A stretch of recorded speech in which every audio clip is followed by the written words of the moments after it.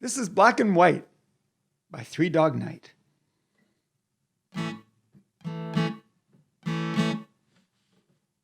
The ink is black, the page is white. Together we learn to read and write. The child is black, the child is white. The whole world looks upon the sight. A beautiful sight.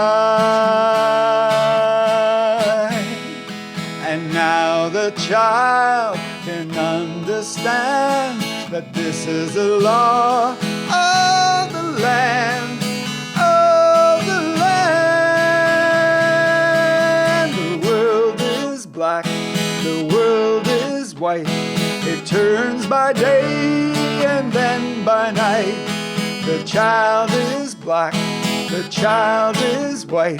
Together they grow to see the light, to see the light. And now the land can plainly see we'll have a chance of liberty, liberty. The world is black, the world is white. It turns by day and then by night. The child is black, the child is white. The whole world looks upon the sight. A beautiful sight.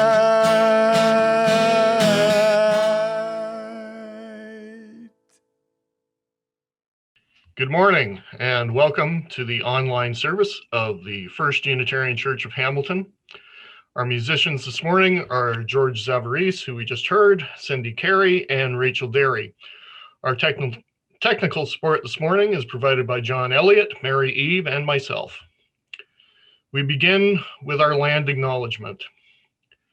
In a system plagued by injustice and greed, those who have often owe their blessings to those who have not, have less, or once were the holders of this resource. A just and an equitable future depends on changing this dynamic. We commit ourselves to righting the wrongs of the past, creating respectful relationships with our brothers and sisters of the land, and shaping a future of equal opportunity and possibility for all of our neighbors. My name is Tim Versteeg, and I'm your service leader this morning. Whoever you are and whomever you love, wherever you are on your journey of faith or search for meaning, today you are one of us and you are welcome. Our mission is to nurture one another, to serve the community, and to inspire action to heal the world. Our call to worship this morning is a short poem by Black American poet Langston Hughes. There are words like freedom, sweet and wonderful to say. On my heartstrings, freedom sings all day, every day. And there are words like liberty that almost make me cry. If you had known what I know, you would know why. Our chalice represents the light of hope at the center of our faith tradition. The spark of this flame draws us into our time of worship and community. Please join me in reading the chalice lighting words that John will now share with us. May this flame be our light of friendship and love. And our first hymn is number 127, Can I See Another's Woe? Number 127, Can I See Another's Woe?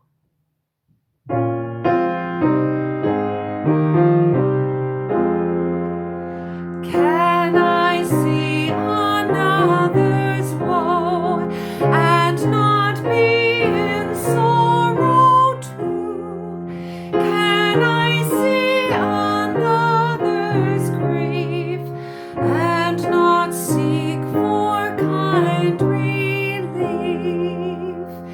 Can I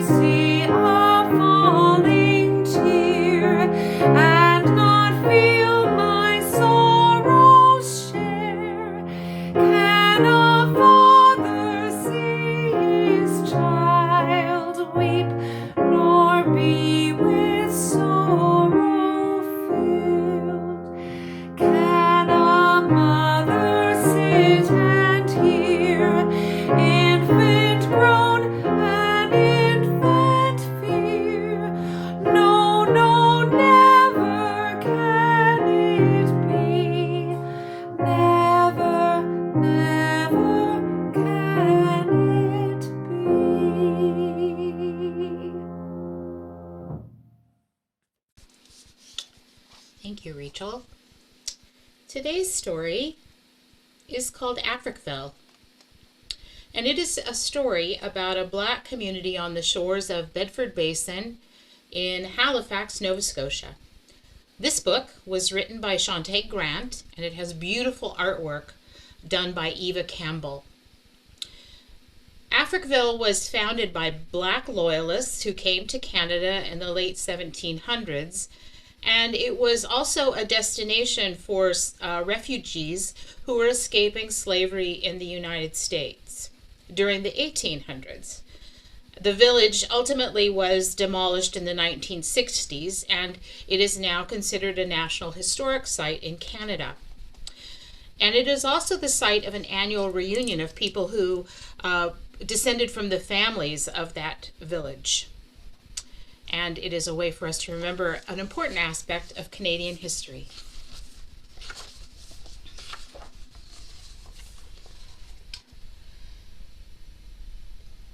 This is the story. Take me to the end of the ocean.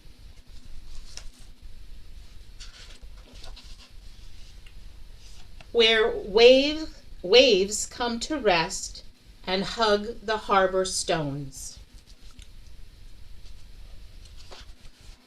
Where the grass runs high up the hillside and the houses lay out like a rainbow. Where home smells like sweet apple pie and blueberry duff.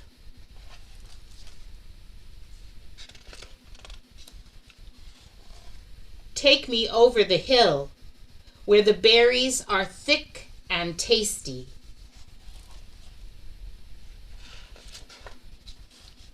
Then meet me at the caterpillar tree.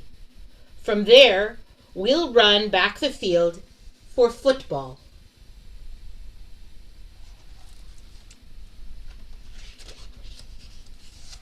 Oops. And go rafting down at Tibby's Pond.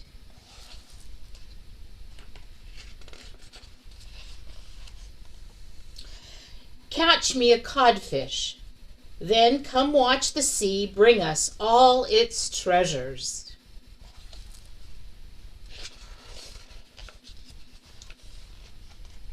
Then take me to warm summer nights down at Kildare's field, a bonfire burning red like the going down sun.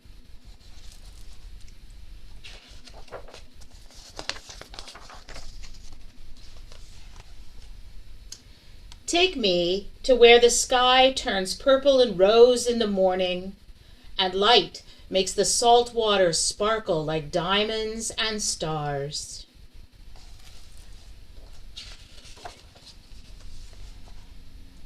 Take me to where the pavement ends and family begins.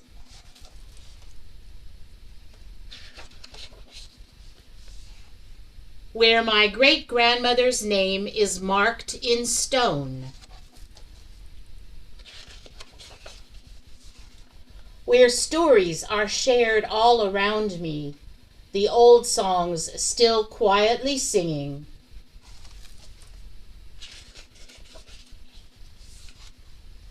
Where memories turn to dreams, and dreams turn to hope, and hope never ends.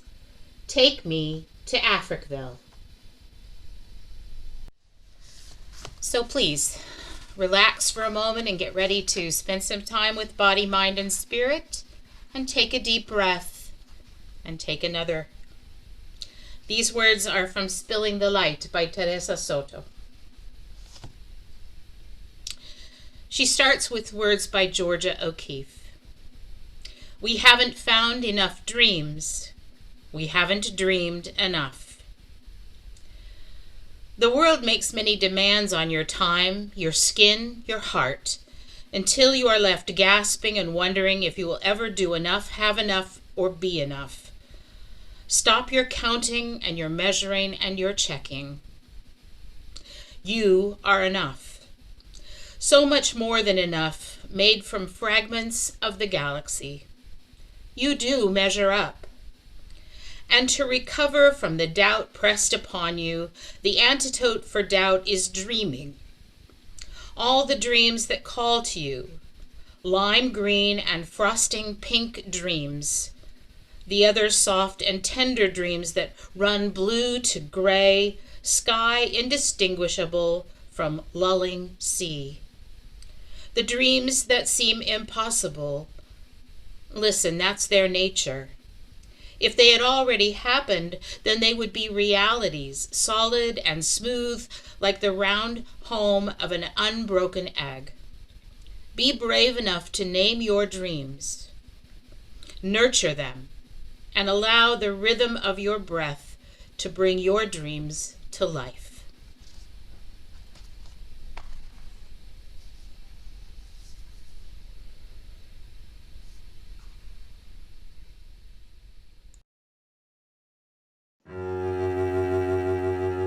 There is a space that exists with us and around us.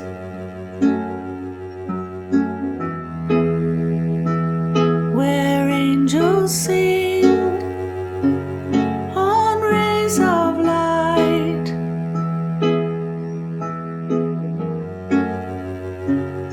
On rays of light. And love pours forth. Love pours forth. Love pours forth from the heart of the universe.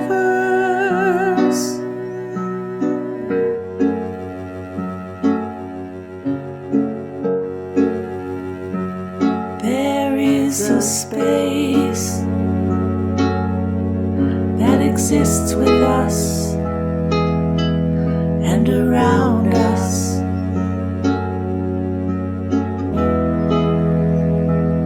Where angels sing on rays of light.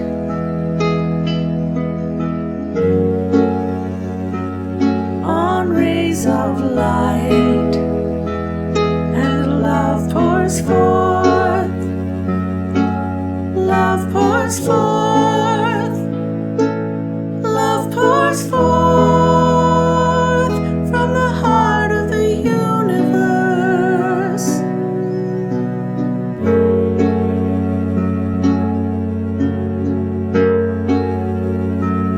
There is a space that exists with us and around us.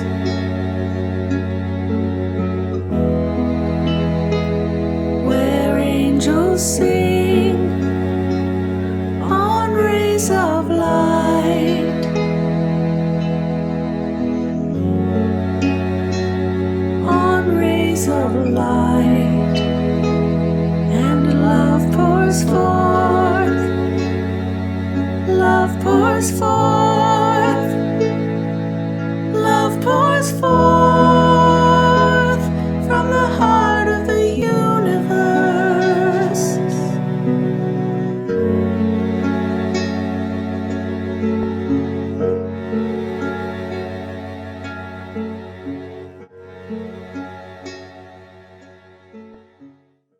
I grew up in the glow of the first Prime Minister Trudeau's creation of the multicultural narrative of Canadian identity.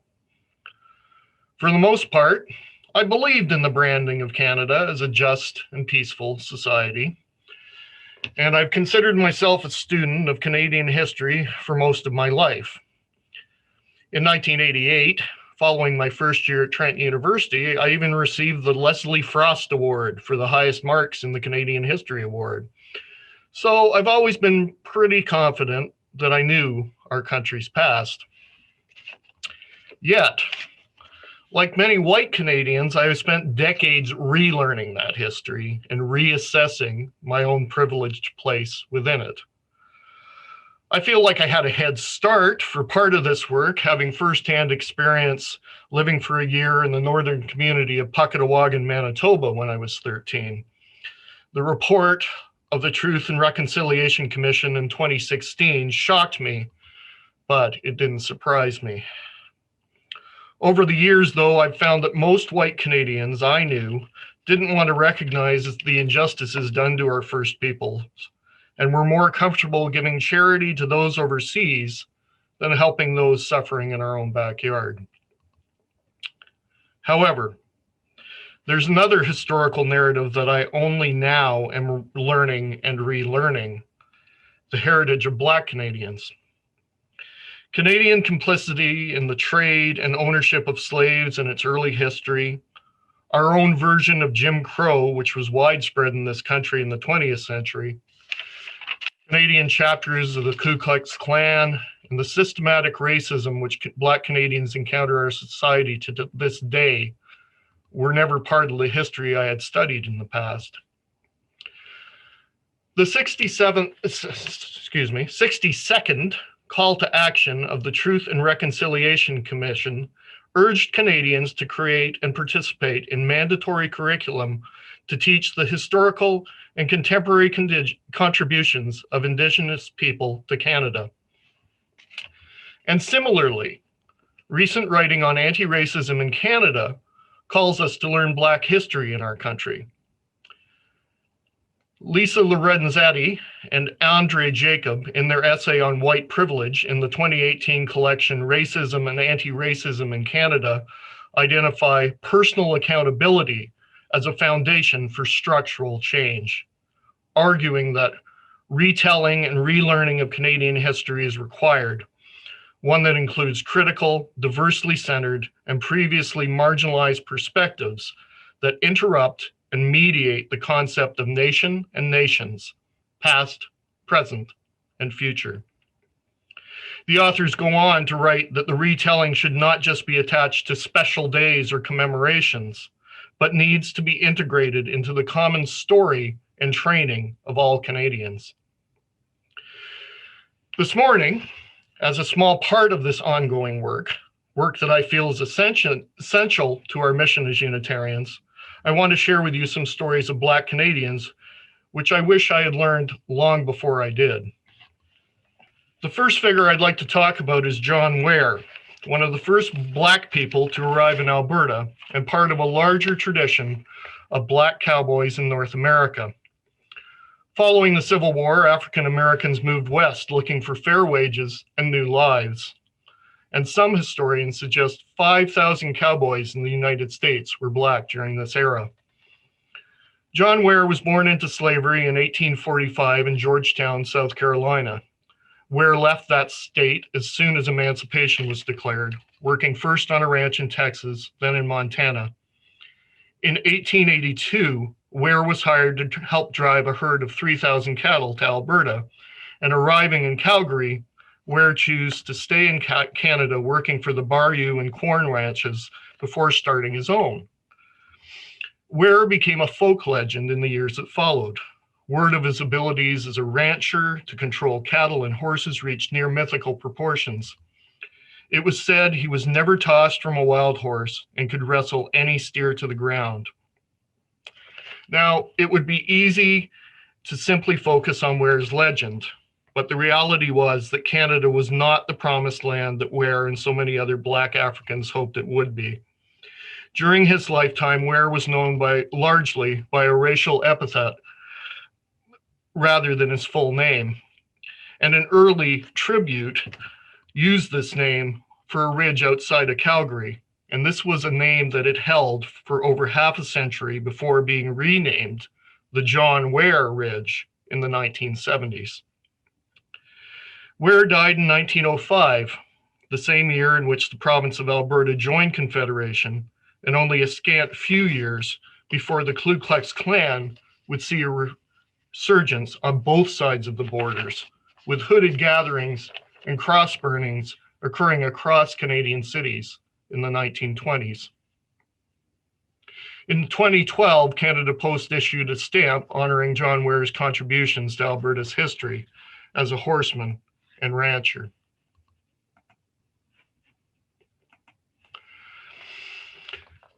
Black people were present in Canadian history from the beginning of European contact.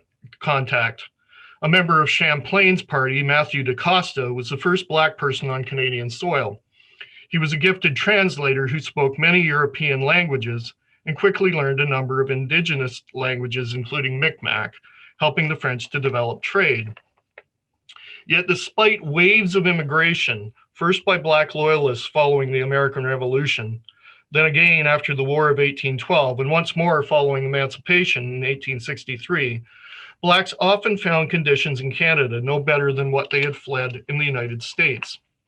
Segregated communities became the norm in the areas Black people settled in Canada. And we heard about the community of Africville, which you see here, on the edges of Halifax this morning, a community that's roots went back to the 1840s. Few Blacks lived in the downtown of Halifax, instead being relegated to its edges in communities like Africville, where the city neglected to provide the basic essentials of running water and police services. For years, Halifax located environmentally hazardous developments such as a fertilizer plant, a slaughterhouse, and a dump site with an incinerator near Africville. And yet, despite all of these challenges, by 1964, the community had its own church, school, post office, and community store. And from the original 8 families who had settled the area, the population now included over 50. That year, Halifax ordered the demolition of the community and relocation of its residents to construct a new bridge between Halifax and Dartmouth. And it would take until 2010 for the city of Halifax to issue a formal apology for the expropriation and destruction of the community.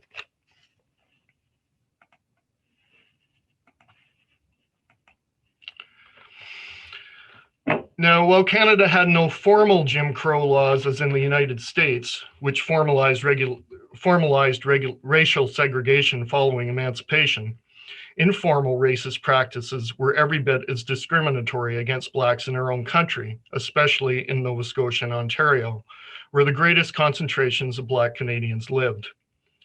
The fight for civil rights and desegregation was just as real on this side of the border.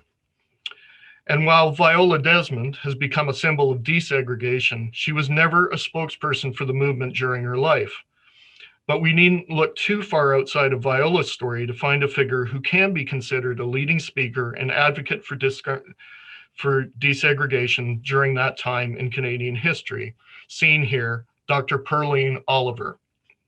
For over 60 years, Oliver was an activist for human rights in Nova Scotia, and she was the first Black graduate of New Glasgow High School in Nova Scotia. Pearline Oliver was one of the founders of the NSAACP, the Nova Scotia Association for the Advancement of Colored People, and organized youth training groups, summer camps, and women's groups for young Black women in Nova Scotia. As a speaker and activist, she lobbied for the acceptance of Black women into Canadian nursing programs in the 1940s. And in 1947, she was instrumental in the admission of the first 2 Black nursing students in Canada, Gwyneth Barton and Ruth Bailey, to the Children's Hospital Training Program in Halifax.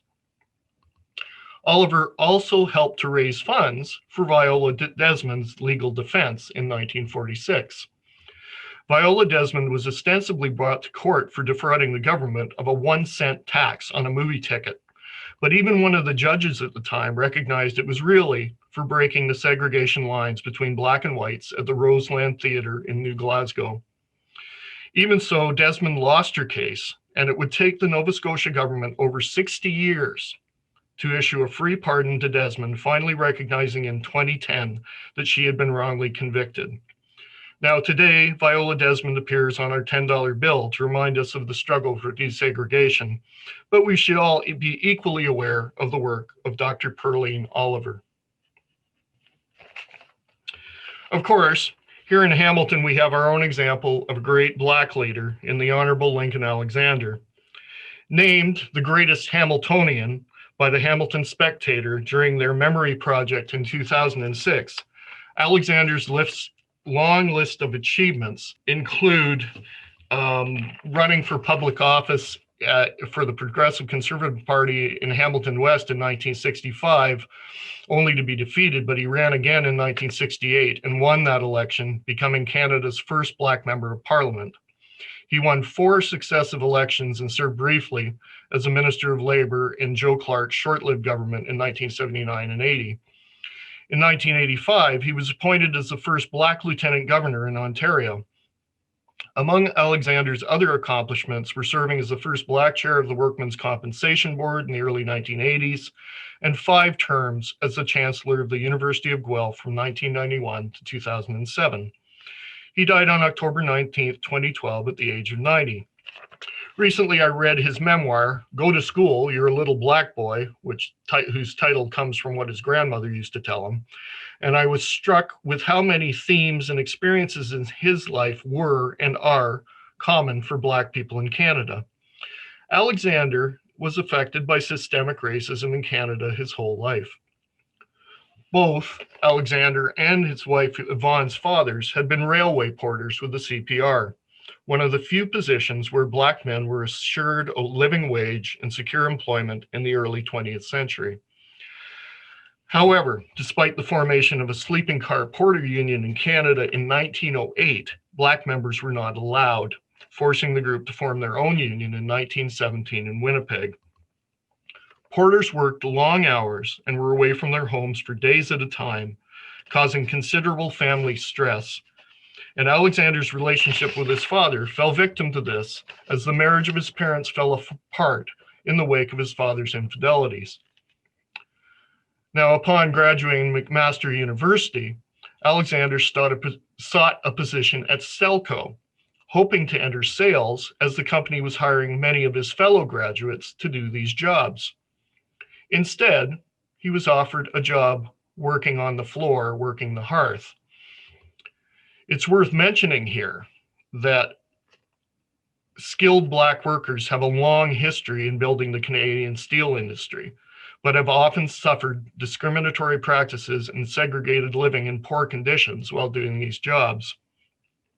So instead, Alexander chose to study law at Osgoode Hall in Toronto, and was one of the few Black lawyers in Canada when he graduated in 1953. After graduation, Alexander found no white Anglo firm would hire him. And he notes in his memoir, the limited articling posts for minorities in Toronto were almost always operated by Jewish lawyers. Almost inevitably, these lawyers have been confronted with the same obstacles I was facing. Alexander eventually did find a position with Sam Gottfried, a Jewish lawyer, with whom he went on to share a lifelong friendship. Today, Lincoln Alexander has schools and an expressway named after him, and in 2013, Ontario designated January 21st each year as Lincoln Alexander Day to mark his contributions and achievements in our province. The federal government followed suit in 2015, and the day became nationally recognized. This morning's homily represents one small part of the lifetime of learning each of us is called to do. The stories I shared today are the smallest start in relearning our history to enable us to clearly identify the systemic racism and injustice around us. This work is ongoing and essential and cannot be done in fits and starts. So while we mark and celebrate Martin Luther King Day tomorrow, and Lincoln Alexander Day this Thursday, and Black History Month in February, don't let it end there. Anti-racism is a daily learning and ongoing process. Starting in a few weeks on February 3rd, Reverend Victoria and I will be facilitating discussions around the UU report on institutional change, widening the circle of concern. The report examines our past and current denominational structures and systems and gives recommendations for actions to make our church's ministry of anti-racism and anti-oppression our central focus. Ours is a theology grounded in the liberation of all people, and there is much still to do. Our service today has been about helping us to continue our journey of learning and expanding our awareness of issues and concerns and history in our communities that we need to know about and we need to be engaged in. We will close our service with our benediction today from Langston Hughes, as we started our service with a piece of his work. This one is called I Dream a World. I dream a world where man no other man will scorn, where love will bless the earth and peace its paths adorn. I dream a world where all will know sweet freedom's way, where greed no longer saps the soul, nor avarice blights our day. A world I dream where black or white, whatever race you be, will share the bounties of the earth, and every man and woman is free.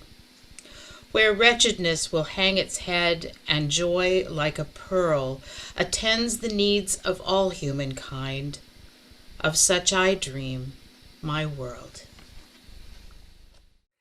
Number 1020, Wo Ya Ya.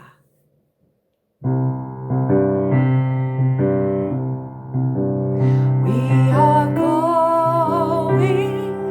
heaven knows where we are going, but we know within, and we will get there. Heaven knows how we will get there, but we know we will. It will be hard, we know, and the road will be muddy and rough, but we'll get there.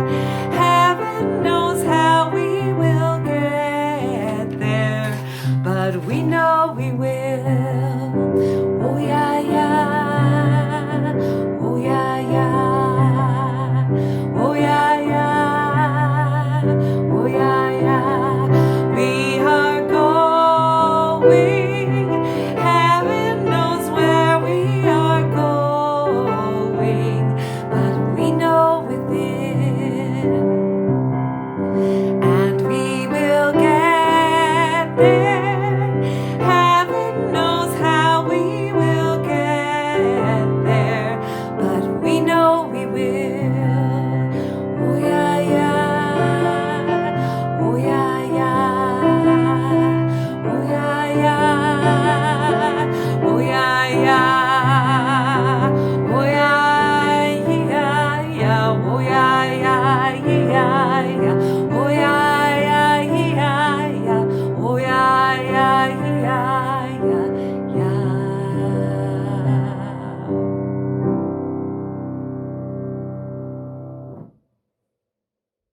Well, the road may be muddy and rough, and sometimes I get things out of order, so I've given you the benediction before we finished our last hymn. So we'll change things up a little bit more. I'm going to give you now our announcements, our joys and sorrows, and then we'll hear our postlude, and then you'll have a chance to chat with everybody this morning in a chat group. So pardon my changing the order of service on the run here.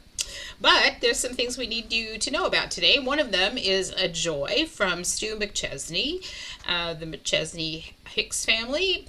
And Stu sent us this information this morning. Hello, I'm joyful. My beloved Buffalo Bills have won their second consecutive playoff match and have reached the conference championships for the first time since the 1990s. Riding high over here, go Bills. So anybody else who's excited about that, wave your hands and let Stu know that he's got fans along with him here in the congregation. Love those kind of joys. Okay. Also want to remind everyone that today at noon there is a budget information meeting for our congregation's budget for 2021. It is a separate login, so after you're finished you can log out of your chat group and then go back in. You either got an announcement via email yesterday about the login link for today's meeting, or you can go to the church website and get that link off the church calendar. And I encourage you all to participate in the meeting today to hear about the budget. The vote on the budget will be 2 weeks from this Sunday on the 31st. So tune in today to hear about our budget for this year. And the last announcement relating to Tim's comments at the end of his homily this morning, the workshop that he spoke about that he and I will be facilitating is open for registration. We've received names from folks, some folks who would like to participate. If you would like to be on that list of folks who are participating, please send an email requesting that we put you on our participant list. You can send that email to me or to Tim, either one of us, Victoria at or Tim at uuhamilton.ca. This is an 11 class format. It's based on the work of a team of UU folks who examine the issues of white supremacy culture on Unitarian Universalism in the United States, and those issues are the same as we have here in Canada. They make recommendations for changes in many aspects of our denomination and our congregations to work toward anti-racism and anti-oppression. All of the resource materials, including the report of the commission, which is called Widening the Circle, are available at the UUA website. So you can go and read all the report and read the curriculum materials at uua.org and just put in the search, Widening the Circle. Those are our announcements and our joy for today. So please, we are ready to have our postlude, John. Thank you. This is by Jim Staines. It's called A Place in the Choir.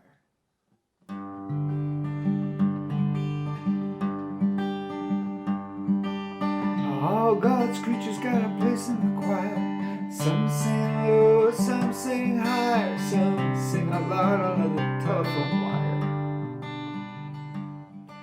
And some just clap their hands or pause or anything they got. Listen to the top where the little birds sing on the melody where the high notes ring. Who owl cries over everything and the jaybird disagrees. Singing in the nighttime, singing in the day. The little dove quacks and he's on his way. The otter hasn't got much to say. The porcupine talks to himself. Dogs and cats, they take up the middle with the honeybees hum. The crickets fiddle, donkey brays and pony neighs. The old great badger sighs. Listen to the bass, it's the one on the bottom where the bullfrogs croak and the hippopotamus moans and groans with a big to-do. The old cow just goes moo.